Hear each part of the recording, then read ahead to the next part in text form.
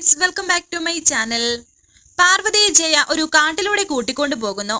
എന്നാൽ പാർവതി എവിടെ പോയെന്നറിയാതെ അവിടെയെല്ലാം അന്വേഷിക്കുകയാണ് വിശാൽ. വളരെ ടെൻഷനോടെ അവിടേക്ക് നോക്കുന്നു.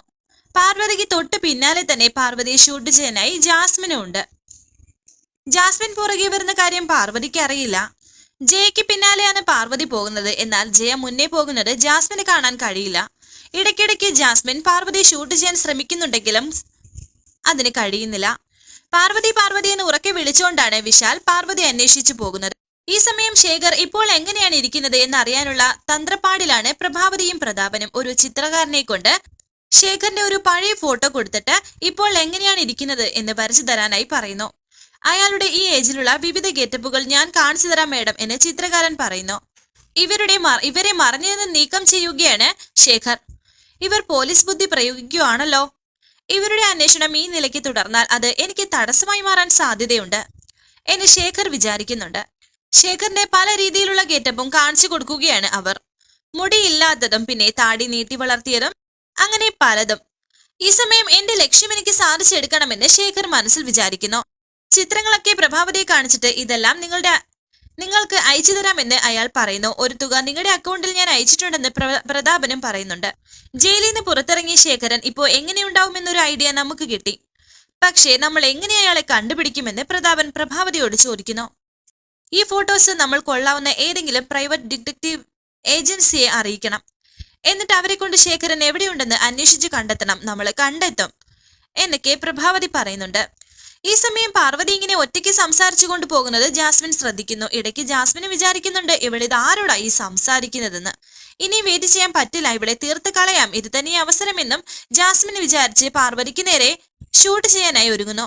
പാർവതിക്ക് നേരെ ഇങ്ങനെ ഷൂട്ട് ചെയ്യാൻ ഒരുങ്ങിയപ്പോൾ പെട്ടെന്ന് ഒരു തടി കഷ്ണത്തിൽ ചവിട്ടി ജാസ്മിൻ വീഴുന്നു. കുറെ ദൂരം പോയതിനു ശേഷം ജയ ആ കാര്യം പാർവതിയോട് പറയുന്നു. പാർവതി, ഈ ഭാഗത്ത് വെച്ചാണ് ഗായത്രി ദേവി കൊല്ലപ്പെട്ടത്. അവരുടെ ആത്മാവിന്റെ സാന്നിധ്യം ഇവിടെ ഉണ്ടാകും. അതിശയത്തോടെ പാർവതി ചോദിക്കുന്നു, ഇവിടെ വെച്ചാണോ ഗായത്രിയമ്മയെ കൊന്നത്?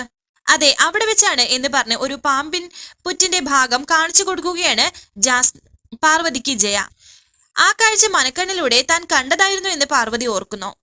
ഈ സമയം ജാസ്മിൻ ആണെങ്കിൽ ഒരു വള്ളിയിൽ കുടുങ്ങി എണീക്കാനാവാത്ത അവസ്ഥയിൽ കിടക്കുകയാണ്. പാർവതി എന്ന് പറഞ്ഞ് വിശാൽ വിളിച്ചു വരുന്നത് ജാസ്മിൻ കേൾക്കുന്നു.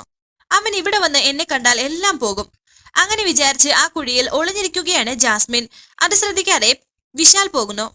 ഈ സമയം പാർവതി ജയയോട് ചോദിക്കുന്നു, ഗായത്രിയമ്മയെ ആരാ കൊന്നതെന്ന്, എന്തിനാ കൊന്നത്, എങ്ങനെയാ കൊന്നത് എന്നൊക്കെ പാർവതി ഓരോ ചോദ്യങ്ങളായി ജയയോട് ചോദിച്ചപ്പോൾ ജയ പറയുന്നു, നിന്റെ എല്ലാ ചോദ്യങ്ങൾക്കും ഉത്തരം ഒന്നൊന്നായി നിനക്ക് ലഭിക്കും. മൂടിവെച്ച എല്ലാ രഹസ്യങ്ങളും തുറക്കുന്ന താക്കോൽ ഈ പുറ്റിനുള്ളിലുണ്ട്. നീ ആ പുറ്റിനുള്ളിലേക്ക് കൈയിടോ. എല്ലാ സത്യങ്ങളും തെളിയുന്ന ഒരു വഴി നിനക്ക് വെളിപ്പെടും. എന്നാൽ അതിൽ നിന്നും ഒരു പാമ്പ് പുറത്തേക്ക് വരുന്നത് കണ്ട് പാർവതി ഞെട്ടി നിൽക്കുന്നു. ജയ, ഒരു പാമ്പ് പുറ്റിനുള്ളിൽ കൈയിട്ടാൽ പാമ്പ് എന്നെ കൊത്തില്ലേ?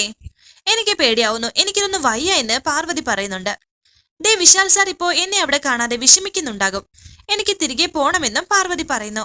ഞാൻ പറഞ്ഞില്ലേ വിശാല്, നിന്നെ അന്വേഷിച്ച് ഇവിടെ എത്തിക്കോളും. പിന്നെ പാമ്പ് അത് നിന്നെ ഒന്നും ചെയ്യില്ല. ഈ പുറ്റിനുള്ളിലേക്ക് കൈയിടാൻ വീണ്ടും ജയ പറഞ്ഞപ്പോൾ പാർവതി വീണ്ടും ആവർത്തിച്ച് പറയുന്നു, ഇല്ലെന്ന്. എനിക്കതിനുള്ള ശക്തിയില്ല, പാമ്പിന്റെ കടിയേൽക്കുമെന്നും പാർവതി പറയുന്നു. എനിക്കതിന് സാധിക്കില്ല. നിനക്കതിന് സാധിക്കണം. ഇത് നിന്റെ കർമ്മമാണ്. ഈ കർമ്മം നിറവേറ്റാനാണ് നിന്നെ ഇവിടെ എത്തിച്ചത്. അധികം ആലോചന വേണ്ട, നീ ഞാൻ പറഞ്ഞത് അനുസരിക്കേ, എല്ലാം ശരിയാകും എന്ന് ജയ ആവർത്തിച്ച് പറയുന്നുണ്ട് പാർവതിയോട്. അത്രയും പറഞ്ഞതിന് ശേഷം ജയ അവിടെ നിന്നും അപ്രത്യക്ഷമായി പോയി.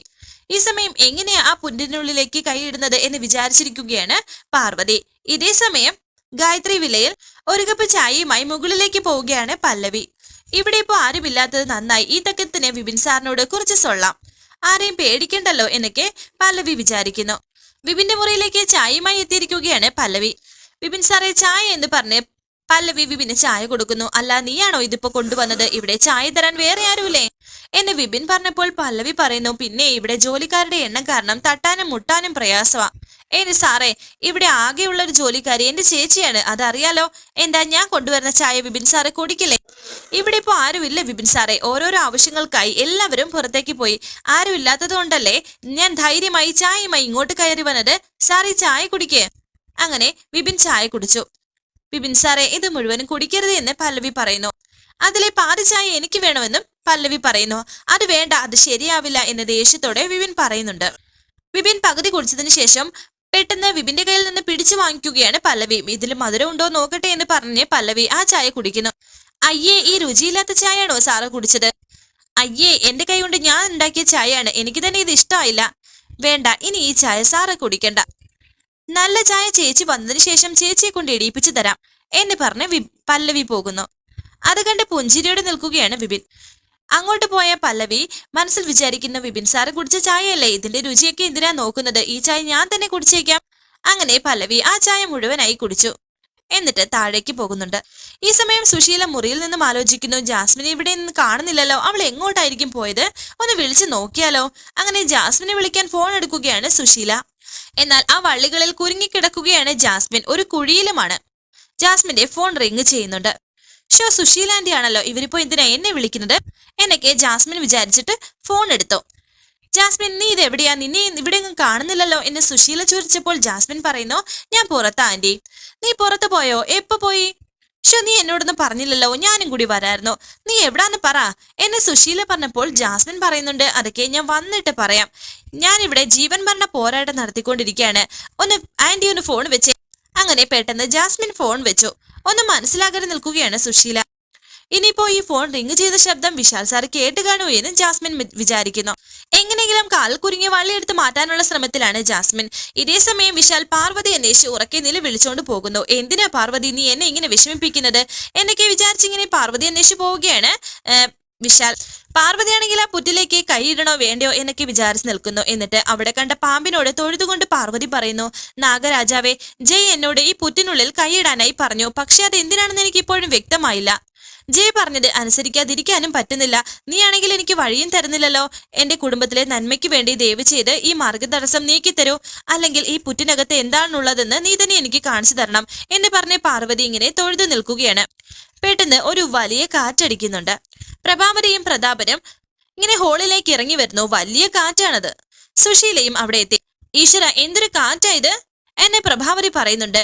ആ സമയം ഗാർഗിയും രാധികയും വിജയമയും അവിടെ എത്തി.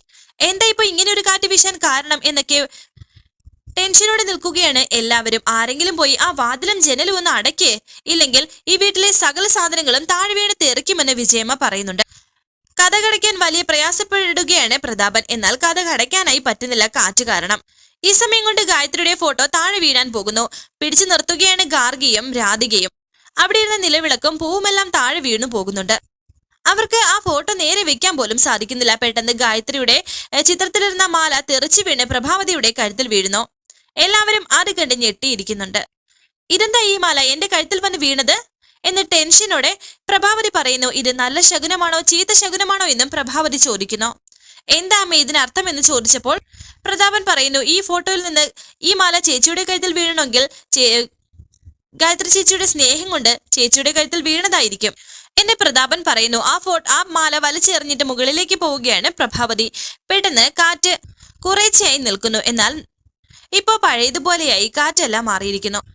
അമ്മേ, ഇതെന്താ, എന്ത് നിമിത്തമാണിത്? പെട്ടെന്ന് കാറ്റ് വരികയും പെട്ടെന്ന് കാറ്റ് പോവുകയും ചെയ്തു എന്ന് ആ മാല എടുത്തതിന് ശേഷം ഗായത്രി പറയുന്നുണ്ട്. വീണ്ടും ആ ഫോട്ടോയിൽ മാല ചാർത്തി അവിടെ വെക്കുകയാണ് ഗാർഗിയും രാധികയും കൂടി. അവിടേക്ക് ശേഖർ വന്നു. ജാസ്മിൻ ഇങ്ങനെ കുരുക്കഴിക്കാൻ കിടന്ന് പ്രയാസപ്പെടുന്നു. അവിടേക്ക് ഒരാൾ വന്നിരിക്കുന്നു. മാട്ടിയിടിച്ച അമ്മ തായെ ഇതുക്കുള്ളിൽ വീണിടിച്ച എന്നൊക്കെ ചോദിച്ച് ഒരാൾ വന്നിരിക്കുകയാണ് അവിടേക്ക്. ഇതിന്ന് രക്ഷപ്പെടാൻ പറ്റൂല എന്നൊക്കെ അയാൾ ചിരിച്ചുകൊണ്ട് പറയുന്നു. ശരിക്കും ജാസ്മിൻ അയാളുടെ കെണിയിൽ വീണതാണ്. പേടിയോടെയും ഭയത്തോടെയും അയാളെ നോക്കുകയാണ് ജാസ്മിൻ. വരാനിരിക്കുന്ന പുതുപുത്തൻ എപ്പിസോഡുമായി വീണ്ടും കാണാം. Thank you for watching. Please subscribe, like, share my channel.